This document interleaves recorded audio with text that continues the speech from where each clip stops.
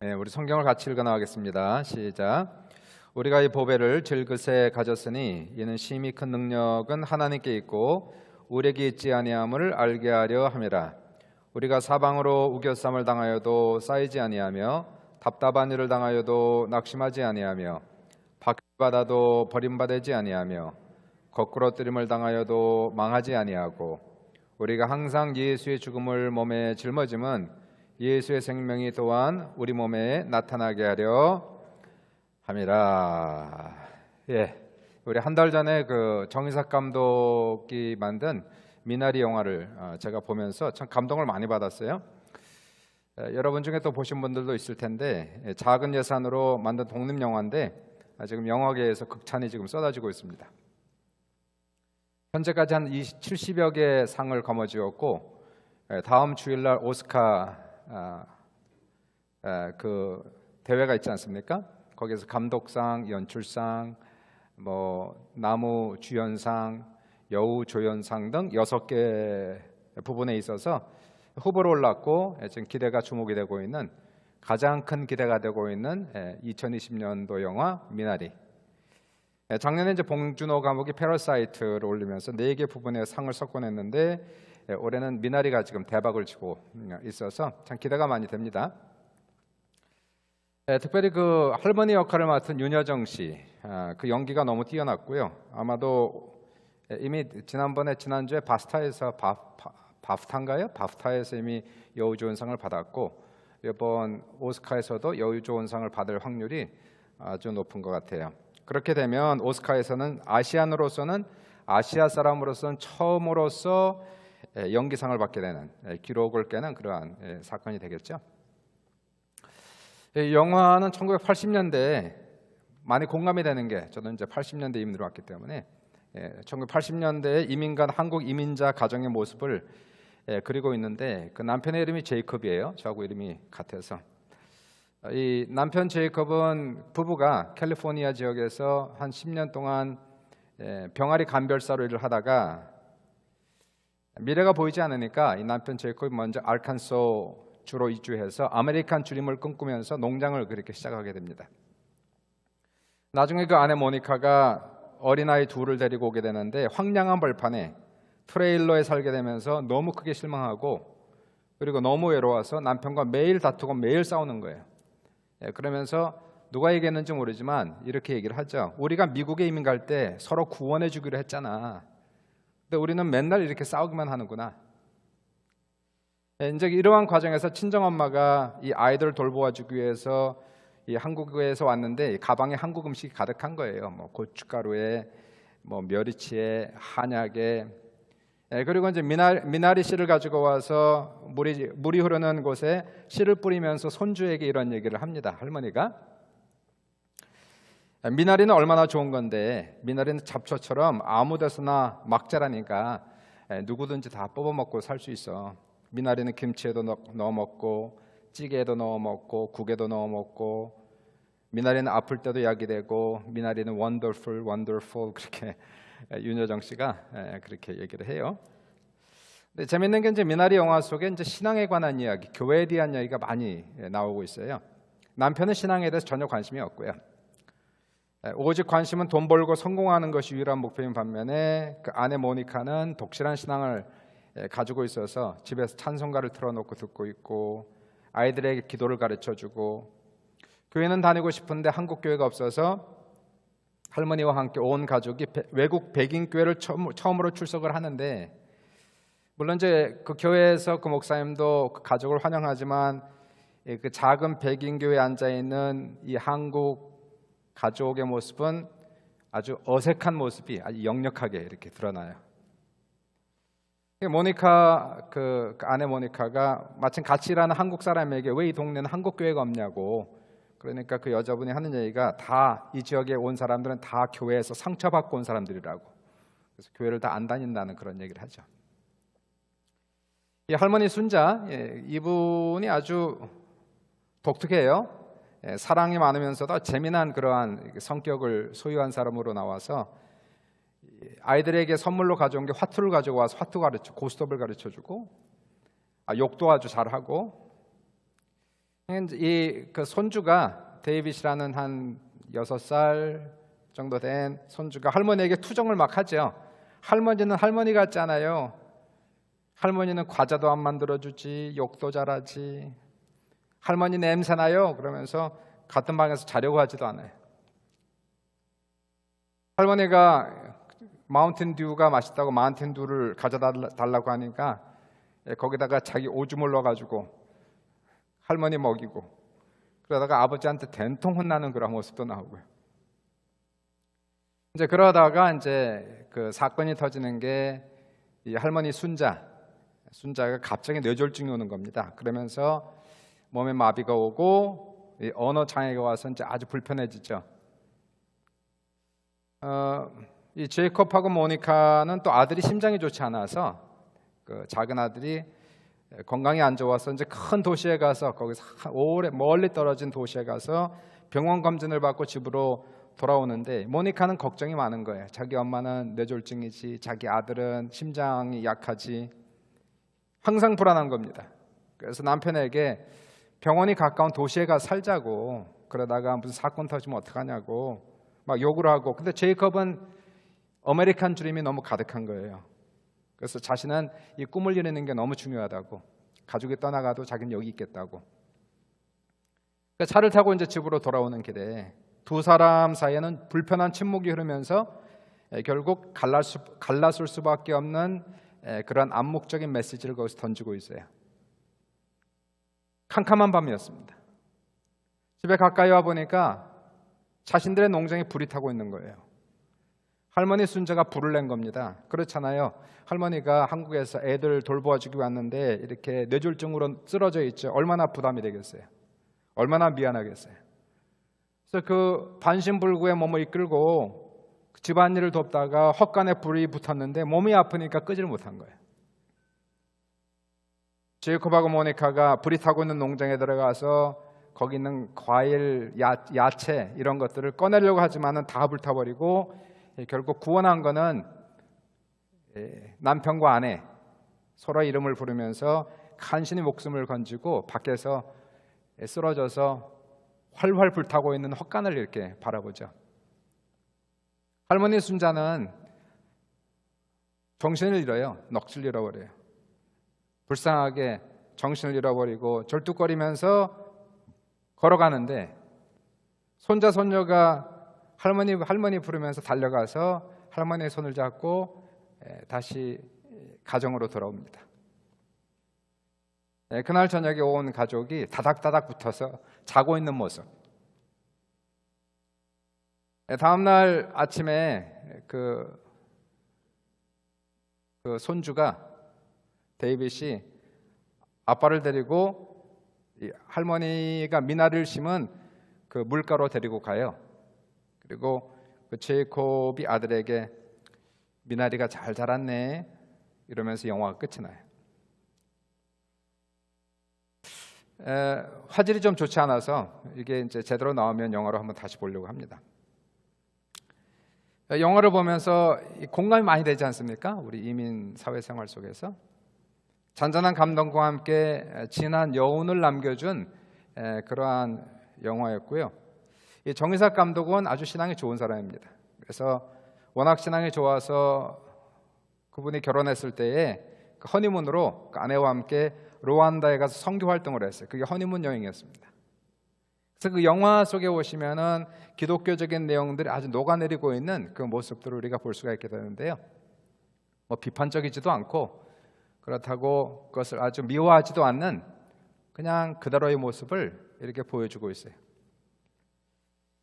미나리 그 제목에서도 나와 있지만 한국 이민자들은 어떠한 상황 속에서도 강인한 정신으로 환경을 극복하는 그러한 미나리 정신이 있다는 그 개척자의 그 이민자의 정신을 거기에서 그리고 있고요. 특별히 그 당시에 왔던 한인 이민자들에게 교회와 신앙이 얼마나 중요했는지의 그 역할을 그것을 보여주고 있는 영화가 미나리였어요. 물론 이제 그 부부가 신앙이 맞지 않아서 아내는 신앙이 좋고 남편은 전혀 관심이 없는, 신앙이 맞지 않아서 갈등하는 그 모습이라든가, 또는 한인 이민교회에서 상처받고 신앙을 떠나는 사람들의 모습도 보입니다. 현실이니까. 그러나 또한 교회를 통하여, 신앙을 통하여 힘을 얻고 사랑을 배우고 그리고 가정으로 돌아가는 그러한 정의삭 감독은 이 자전적인 자기의 이야기라고 그래요. 이것이 자기 가정의 이야기를 그렸다고 합니다. 자전적인 모습을 영화를 통해서 보여주고 있어요. 이 영화가 한국말로 제작이 됐습니다. 물론 미국 영화예요. 정의삭 감독은 미국 교포 2세고요. 근데 이제 한국 배경이기 때문에 전부 다 한국말로 제작이 되었는데, 미국이 엄청나게 뜨겁게 달아오르고 있는 그 이유는, 미국이란 나라는 백인들의 나라였지만 지금은 사실상 이민자의 나라 아닙니까? 수많은 민족들이 모여 사는 그러한 나라 속에서 이 영화를 볼 때 굉장히 공감이 가는 거죠. 특별히 초창기에 80년대 이민 온 사람, 저를 포함해서 이런 영화를 보면은 마음이 와닿아요. 처음에 온 사람들은 참 힘들게 했습니다. 이민 생활. 그 당시에 박정희 대통령 때에 외화 반출이 1인당 한 500불 정도밖에 되지 않았어요. 처음에 와서 돈이 없죠. 그래서 남들이 버린 오래된 침대를 가져다가 살았고, 테이블이 없으니까 밀크박스 가져다가 그 통을 뒤집어 쓰고, 그리고 식탁으로 사용했던 그러한 시대가 70년대 또 80년대 그렇게 이민생활 우리가 시작하지 않았습니까? 우리 가족도 저도 1980년에 이민을 와서 어렵게 그렇게 시작을 해요. 방이 없는 배철러에서 3명 식구가 함께 생활했고, 동생하고 저는 학생이었기 때문에 아직 돈도 벌지 못하고 아무것도 없는, 정말 아무것도 없는 그러한 상태에서 교회를 찾았어요. 거기서 신앙을 찾았고 그 교회와 그 신앙의 힘을 통해서 살아왔어요. 교회를 다니면서 주님을 만났고 참된 신앙을 가지면서 비로소 이민 생활 속에서 정착했어요. 마음의 안정을 찾았고 삶의 목표를 찾을 수가 있었어요. 믿음이 생기니까 두려움이 사라지고, 아무것도 없으면서, 개뿔도 없으면서 자신감만 많아지고, 뭐 죽어도 좋다는 그러한 자신감, 그러한 당당함이 이렇게 생기더라고요. 미나리 같이 어디서든 살아남을 수 있고 승리할 수 있다는 그런 확신이 생기고, 사막에 떨어져도 살 수 있을 것 같은, 정글에 떨어져도 괜찮다는 그러한 신앙심이 생기면서, 그런 신앙이 오늘날 나를 만들었고 나뿐만이 아니라 수많은 사람들의 인생을 그렇게 변화시켰어요. 그러한 주님의 은혜로 말미암아 오늘날 우리 한인들은 이민의 역사를 그렇게 지난 수십 년 동안 쓰고 오고 있는 것입니다. 돌이키면은 감사하죠. 주님의 은혜 없이면 살 수 있었을까? 오직 주님의 은혜로만 살아왔던 그러한 수십 년의 세월을 돌이키면서 영화를 보면서 함께 빨려 들어가는 그러한 느낌을 가질 수가 있었습니다. 오늘 본문을 보면 사도 바울이 7절에 이 고백을 하고 있어요. 우리가 이 보배를 질그릇에 가졌으니 이는 심히 큰 능력은 하나님께 있고 우리에게 있지 아니함을 알게 하려 함이라. 사도 바울은 인간의 연약함을 질그릇으로 지금 비유하고 있습니다. 하나님께서 우리 인간을 다이아몬드나 철로 강하게 만들지 아니하시고 흙으로 지으셨다는 것이에요. 그래서 눈에 보이지 않는 바이러스만 들어와도 심히 아프고 죽기도 한다는 겁니다. 내일을 예측할 수 없는 불안한 존재, 질그릇처럼 깨지면 버려지는 아무런 가치 없는 존재, 그것이 우리 인간의 존재, 질그릇 같은 존재임을 사도 바울이 얘기를 하고 있어요. 그런데 이 질그릇 안에 보배가 있다라고 신앙 고백을 하는 거예요. 우리가 이 보배를 질그릇에 가졌으니, 당연히 이 보배는 우리가 믿는, 우리가 의지하는 예수 그리스도를 말하고 있는데, 질그릇은 아무런 가치가 없지만 내 안에 있는 예수 때문에 질그릇이 가치가 생기고 의미가 생긴다고 지금 얘기하는 것이에요.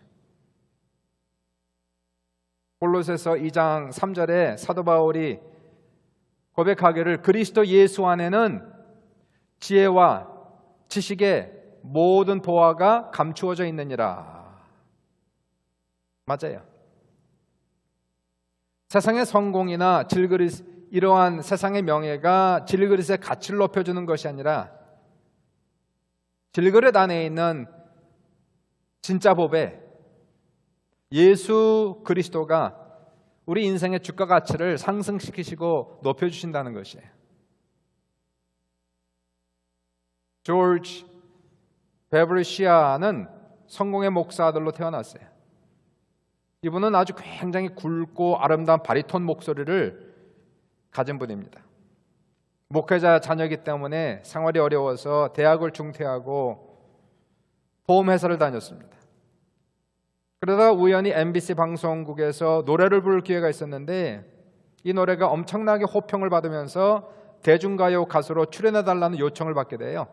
이때 그의 나이가 23살이었어요. 이제 명예도 얻고 인기도 누리고 가난을 벗어나올 수 있는 아주 절호의 찬스가 온 거예요. 그런데 신앙심이 좋았던 어머니가 목사 아들이 대중가의 가수가 되는 것을 별로 탐탁치 않게 생각했어요. 그러면서 그 어머니가 조지 시아에게 자신이 평소에 가장 좋아하던 시 한 편을 아들에게 주었습니다. 밀러 여사가 쓴 시였어요. 조지 시아는 이 아름다운 시를 읽으면서 감동을 받게 되고 작곡을 하게 되는데 그것이 바로 우리가 많이 부르는 94장 주 예수보다 더 귀한 것은 없네. I'd rather have Jesus. 3절에 보시니까 주 예수보다 더 귀한 것은 없네. 이 세상 행복과 바꿀 수 없네. 유혹과 핍박이 몰려와도 주 섬기는 내 마음 변치 않아. 세상 즐거움 다 버리고 세상 자랑 다 버렸네. 주 예수보다 더 귀한 것은 없네. 이 찬양 시에 작곡을 하면서 결단을 했어요. 오직 예수만을 자신의 행복으로 삼겠다라고 작정하고 다음날 방송국의 제의를 거절하는데 사실 경제적으로 매우 어려웠던 젊은 청년 조지 시아에게는 상당히 어려운 결단이었다고 해요.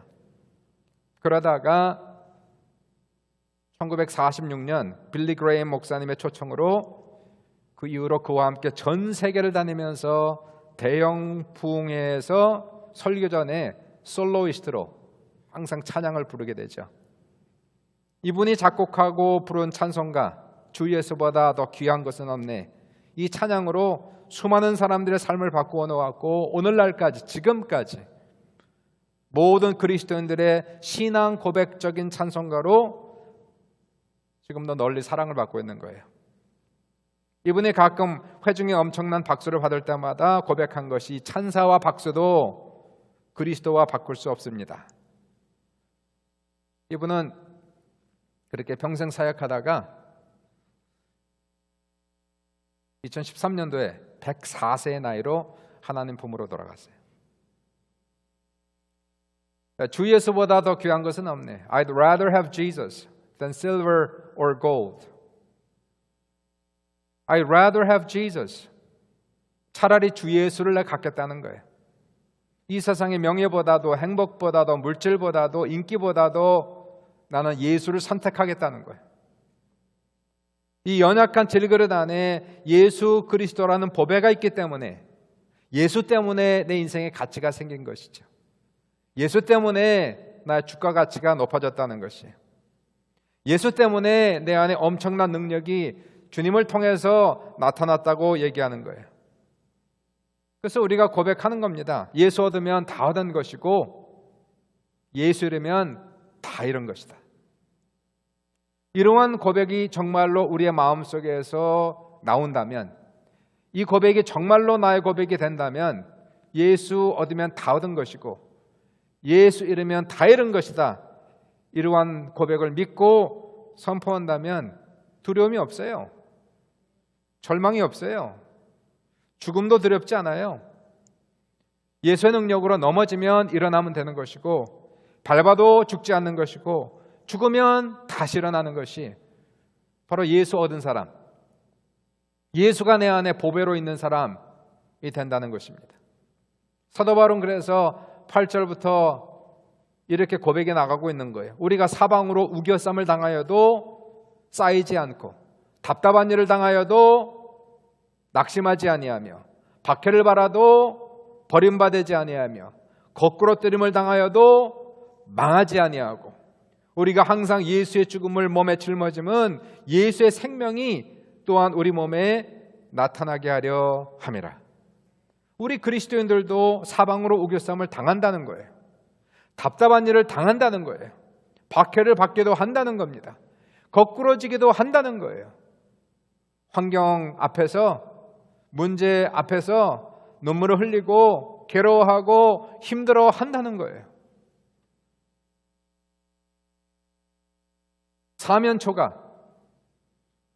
사면초가란 말이 있죠. 중국에서 초나라 군사가 한나라 군사에서 포위를 당한 거예요.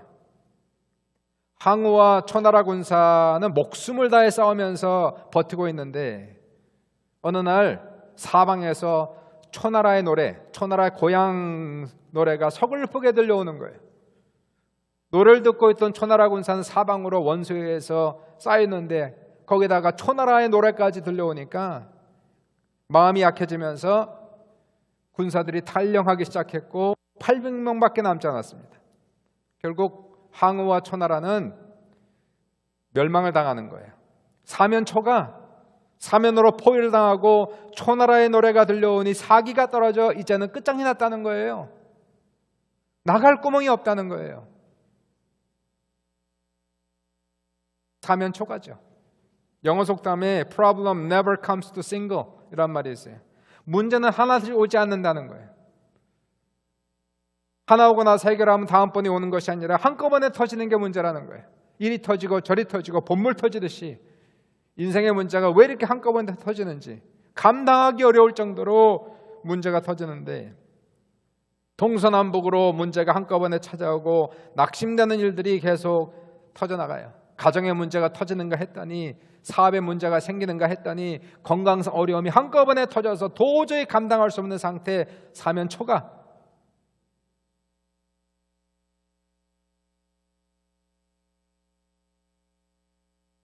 어제 한 사모님으로부터 통화를 받았는데 마음이 참 아팠어요. 목사님이 지금 70밖에 안 됐는데 건강이 너무 좋지 않아서 폐렴으로 지금 ICU에 입원을 했고, 기력이 없어서 집에서 하루에 10번, 20번 넘어진다는 거예요. 목욕하다가 넘어지면 그 목사님 끌어내느라고 진이 빠지고, 이 사모님은 생계를 유지하느라고 가게, 다운타운에서 카페를 운영했는데 코로나 때문에 1년 이상을 지금 문을 닫고 있어요. 코로나가 해결이 돼도 운영이 안 되는 겁니다. 전화를 하면서 우는데 답이 없어요.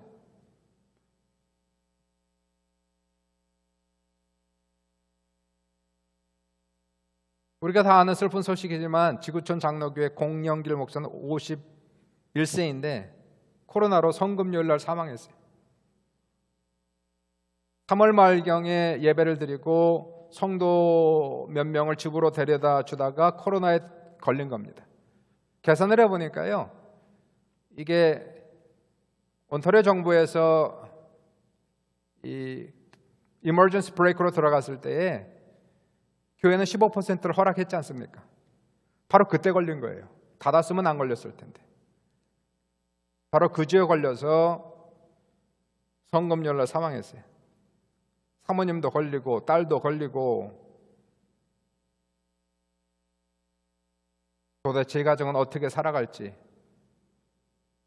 막막해요. 예수를 잘 믿어도 일어난단 말이에요. 목사님 가정에도 일어난단 말이에요. 평생을 헌신한 목사님의 가정에도 이러한 불운한 일들이 생긴다는 거예요. 사도 바울의 고백은, 이 고백은 어떤 개념적인 그런 고백이 아니라 자신의 얘기를 하는 거예요. 내 인생은 질그릇이다. 그러면서 머리가 터질 것 같고 힘들고 죽을 것 같고 두렵다라고 지금 얘기하고 있는 거예요. 사방으로 우겨쌈을 당한다. 답답하다. 핍박을 받는다. 왜 가지 많은 나무 바람 잘 날이 없다고? 바울은 교회를 많이 개척하다 보니까 늘 교회 문제가 산재에 있었어요. 근데 희한하게 문제가 하나씩 터지면 좋은데 한꺼번에 문제가 터지는 겁니다. 교회 문제가 사방에서 이 문제 저 문제 터지면서 머리가 터질 것 같아요. 사업하는 사람은 사업이 망하면 죽겠지만 목사는 교회가 문제가 생기면 죽을 맛 아닙니까? 어떤 목사님이 산에 올라가니까 가운데가 썩어버린 고목나무가 있어서 보고 그랬다는 거예요. 야, 넌 목사도 아닌데 왜 그렇게 속이 다 썩었냐?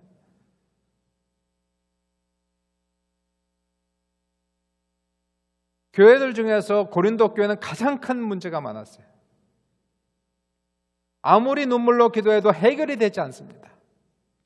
근데 엎친 데 덮쳤다라고 사도 바울이 사역했던 에베소 지역에 폭동이 일어나서 죽을 뻔한 상태에 많은 거예요.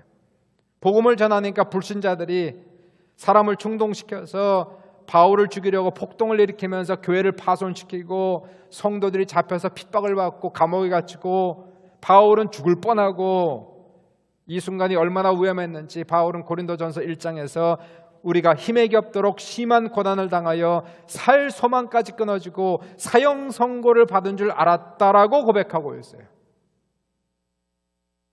그는 간신히 에베소를 빠져나와 목숨만 건져냈습니다. 지금 그 상태예요. 고린도 후서를 썼을 당시에 교회들은 문제투성해. 눈물로 기도해도 해결이 안 되고 핍박을 받아서 죽기 직전이고 문제가 안팎으로 터진 상태에서 바울은 한숨도 자지 못하고 마음이 불안한 상태에서 고린도 후서를 지금 쓰고 있는 거예요.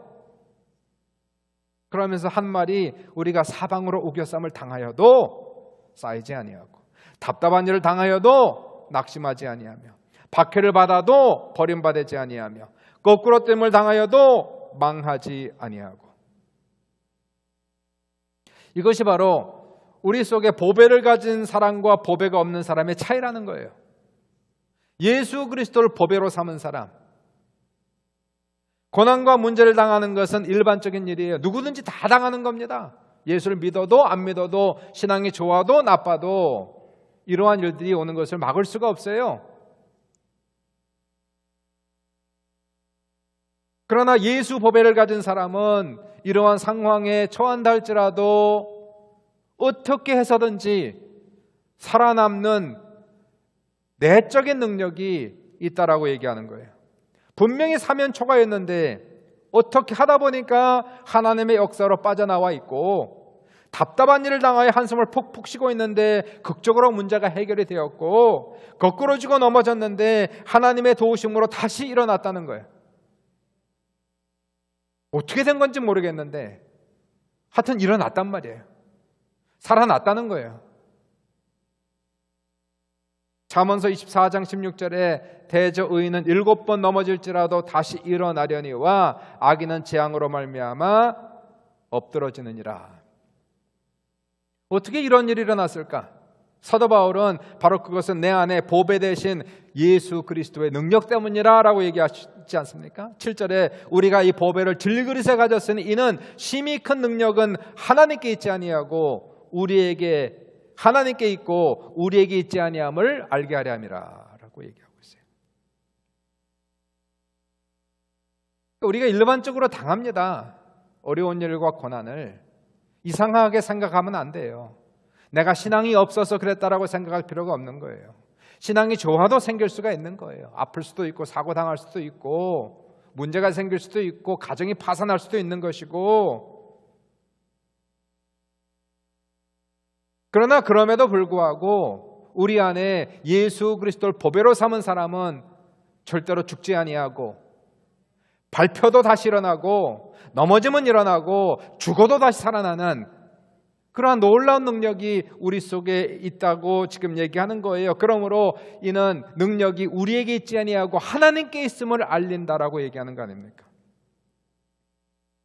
때로는 하나님께서 우리에게 사면 초과의 상황을 허락하시기도 합니다. 손발을 꽁꽁 묶어서 내가 아무것도 의지하지 못하고 오직 하나님께만 의지하게 만들고 아무것도 할 수 없어서 오직 기도만 할 수밖에 없는 상황으로도 우리를 몰아가실 때가 있어요. 하나님만 의지하라고. 그래서 극적으로 하나님이 역사하셔서 과연 나는 질그릇이구나, 나는 아무것도 할 수 없는 인생이었구나, 다 하나님의 은혜였구나, 다 하나님의 능력이었구나 하는 것을 우리가 고백할 수 있도록 하나님께서 해주신다는 거예요. 그렇지 않습니까? 하나님이 지금 우리 인생이 울타리를 쳐주시니까 안전한 거지. 울타리만 벗겨지면 어떻게 살아나겠어요? 물고기가 물을 떠나 한 시간도 살 수 없듯이 인생은 하나님을 떠나서 죽은 목숨과 다름이 없단 말이에요. 그러나 하나님이 함께 하시면, 하나님이 도와주시면 우리 인생에 구름기둥 불기둥으로 인도하시고 보호막을 쳐주시고 울타리를 쳐주시면 어떠한 상황 속에서도 우리는 기적을 체험하는 역사가 나타난단 말이에요. 출애굽기에 보시면 모세가 이스라엘 민족을 종살이에서 탈출시키지 않습니까? 200만 명이라는 이스라엘 민족이 하나님의 10가지 재앙의 기적을 보고 그리고 종살이에서 벗어나게 돼요. 하나님이 그들을 인도하신 곳은 홍해 바닷가 앞이었습니다. 거기에 장막을 치게 하셨어요. 그리고 하나님께서 애굽 왕 바로의 마음을 강팍하게 만들어서 온 병거를 이끌고 이스라엘을 추격하게 만드셨어요. 앞에는 홍해, 뒤에는 애굽 군대예요. 이거야말로 사면초가 아닙니까? 어디로 도망가겠어요? 어디로 튀겠습니까? 뭘 하겠습니까? 무슨 일을 해야 이 위기를 벗어날 수 있습니까? 이스라엘 백성은 두려워서 떨면서 부르짖기 시작했어요. 살려달라고, 도와달라고. 그때 모세가 했던 얘기가 너희는 두려워하지 말고 가만히 서서 여호와께서 오늘 너희를 위하여 행하시는 구원을 보라. 여호와께서 너희를 위하여 싸우시리니 너희는 가만히 있을지어다.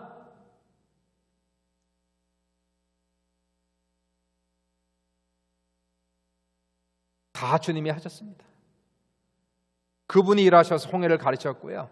그분이 역사하셔서 바다를 가른 그 땅이 마른 땅이 되게 하셨고 이스라엘 민족이 홍해를 건너게 하셨고 하나님이 역사하셔서 애국 군대는 홍해 바닷물에 다 잠겨서 한 사람도 남지 않고 다 죽게 하셨고 전부 다 하나님이 하신 거였어요.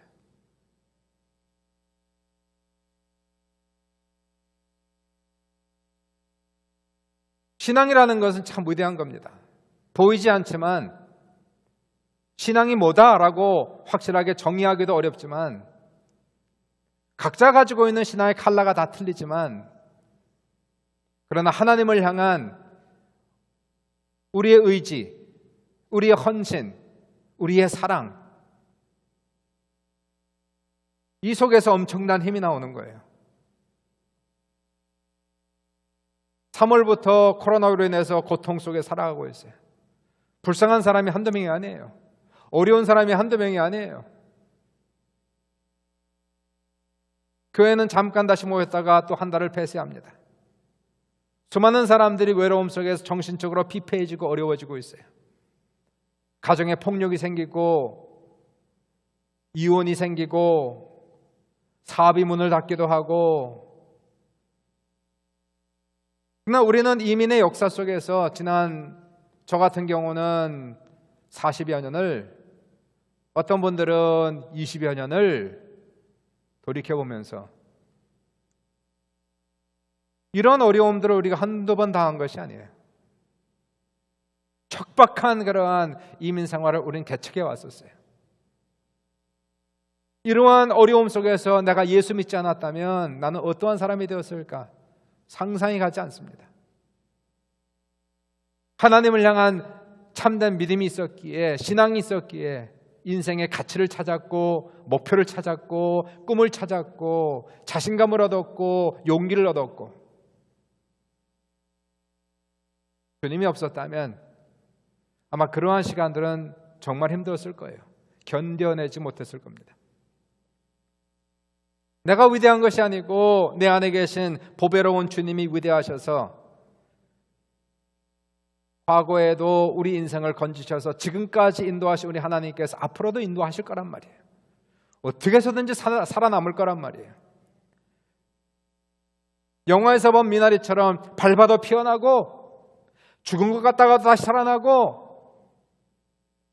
국에 넣어도 되고 약으로도 쓰고